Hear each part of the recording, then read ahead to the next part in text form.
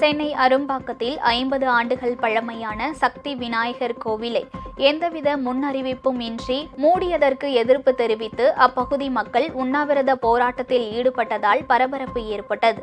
Arumbakkam VGA நகரில் ஸ்ரீ சக்தி விநாயகர் ஆலயம் நீண்ட காலமாக இருந்து வருகிறது.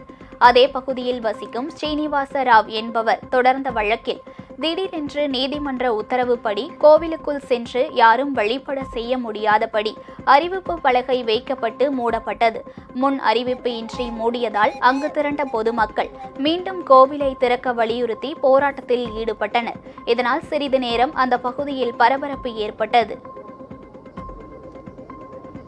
நாங்கள் 4 தலைமுறையாக இந்த கோயிலை வழிபட்டுன்னு வரோம். இன்றைக்கி சங்கடா சதுர்த்தி. நாங்கள் மாதம் எப்போவுமே சங்கடா சதுர்த்திக்கு கோலாகலமாக உள்ளே இருந்து சாமி கும்பிடுவோம். கோயில் மூடி வச்சுருக்கிறதுனால நாங்கள் இன்றைக்கி வெளியே வந்து பூஜை பண்ண வேண்டிய நிலைமையாயிடுச்சு.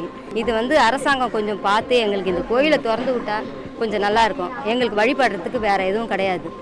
நோட்டீஸும் ஓட்டலை, எங்களுக்கு எதுவும் சொல்லலை. திடீர்னு தான் ஒரு அம்மா பாவம், அவங்க கால் கூட நடக்க முடியாது, அவங்கள அப்படியே தூக்கி வெளியே உட்கார வச்சுட்டாங்க. பாத்திரத்தெல்லாம் தூக்கி வந்து இந்த இடத்துல வச்சு